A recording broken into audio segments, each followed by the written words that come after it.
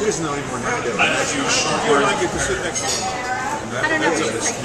I just wanted to say that for those of you who don't know me, my name is Brian. I am the brother of the groom and the best man. For those of you that do know me, I apologize. Before I get into my speech, though, I would like to take a minute to thank everybody indeed for finally recognizing me for that which I truly am, the best man. I don't know what all these other imposters were trying to do at all these other weddings I've been to over the years, but it's nice to finally be recognized for that which you see. The best man.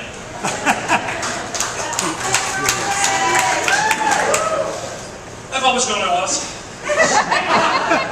It's just a shame that it took everyone else this long to finally realize it.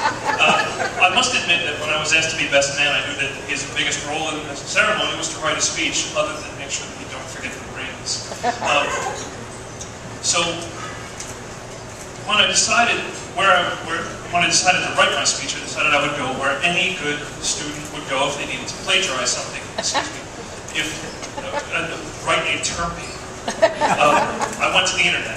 So with a multitude of resources at my fingertips, I searched and I searched. And after hours of searching, I realized I really found some incredible stuff. And then I realized I was supposed to be looking for speech ideas. So, that's when I decided to ditch the internet and write it myself. By the way, if anybody wants a list of any of the websites I found, talk to me later. So I'd like to begin. Fornication. Excuse me. I better enunciate the words better. For an occasion such as this. Tradition states that the best man speech is supposed to be a time for me to sing the groom's praises and to talk about his many good points. I don't feel like singing right now, and I refuse to lie, so it's also a tradition for the best man to talk about all of the groom's past exploits in the realms of ladies. I would like to skip this portion of the speech. However, a very, very short leaflet is available upon request. As many of you know, Scott was born April 22nd, 1975. I searched to see if I could link this date with some sort of life-changing world event. I couldn't find anything. However, I did learn that Underwood Memorial Hospital staff still refers to that day as Ugly Tuesday. It's actually become legend. It's sort of like a Roswell landing. When growing up, some people thought that Scott was a slow starter. It's actually not true. The only difference between him and kindergarten, between him and the other 5-year-olds, was that he was 11.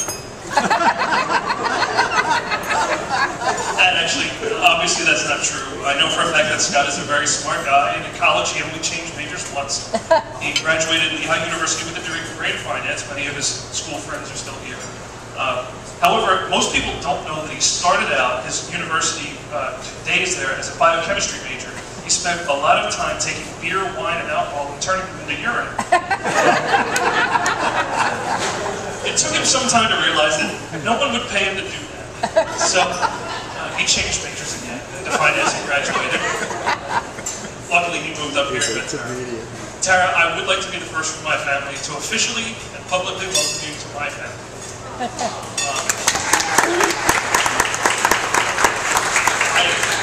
I am truly blessed to have another sister to complain about.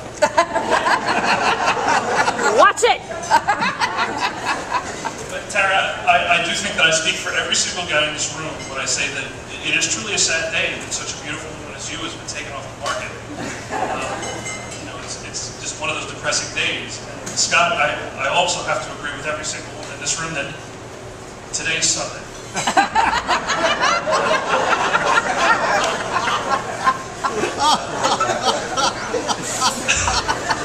All kidding aside, Tara, I must admit that on your most special day, you couldn't have chosen a more witty, charming, delightful, handsome, and wonderful man than you've chosen to be the best man.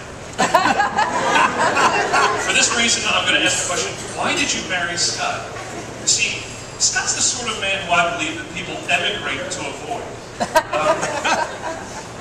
People thought that illegal immigrants were actually moving out of Arizona because of the law that they just passed, and it actually turns out that there was just a rumor that Scott was moving to Phoenix. ladies. You see, Scott is the sort of man who I believe causes people to form kamikaze squads who run their cars into his house until one of them is lucky enough to get him. I actually saw on the History Channel that John Wilkes Booth mistakenly thought Abraham Lincoln was Scott with a top hat and a beard.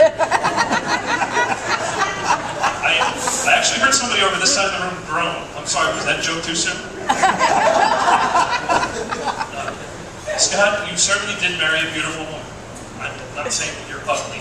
I'm just saying that Tara's better looking than you. Standing next to her, you look up.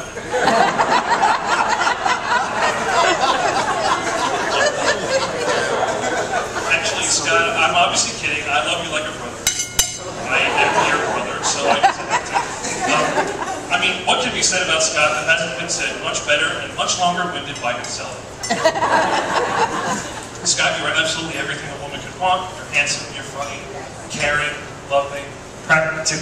You need to write better. I can't read to tell you the truth, I do love you like a brother.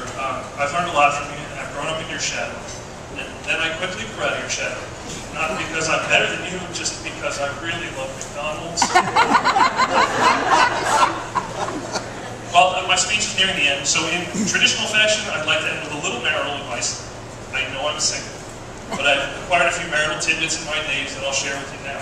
Remember, bachelors obviously know more about women. If they didn't, they'd be married. So here are my top 10 things to remember about marriage. Number 10, never go to bed angry. Just stay up and argue until you both pass out from exhaustion. And this way you'll be nice and rested and relaxed to continue your argument the next day. Number 9, the word dust is never the correct answer to the question, what's on the TV today, honey? Number 8, some people think that they're always under pressure to get married. I say get married when you want. Weddings are just one more event where I'm not allowed to wear sweatpants. I mean, by all means, marry. If you get a good spouse, you'll be happy. If you get a bad one, you become a philosopher.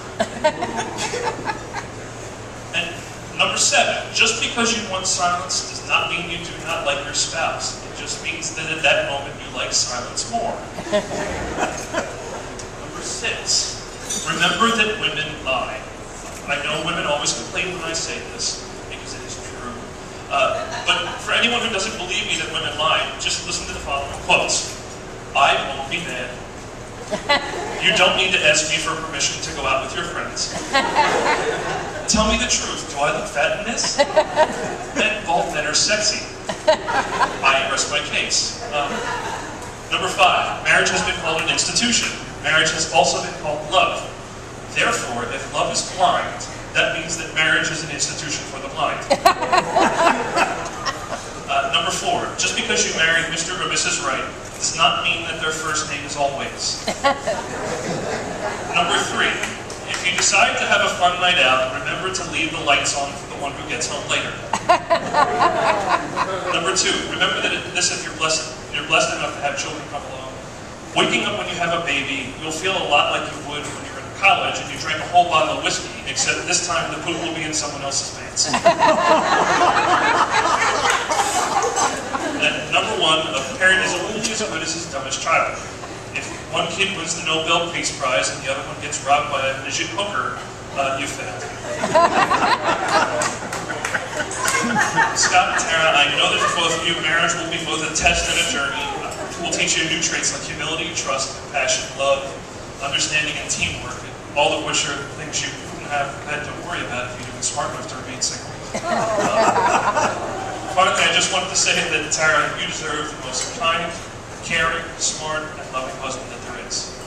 Scott, thank God you married her before she found him. So, at this time, I'd like everyone to please raise your glasses to the new bride and groom. There's an old Irish saying that I think is very apt to the occasion. It's, may the road rise up to meet you. May the wind be always at your back. May the sun shine warm upon your face. May the rain fall soft upon your fields. And until we meet again, may God hold you in the palm of his hand. Hear, hear. God bless. Cheers. Well done.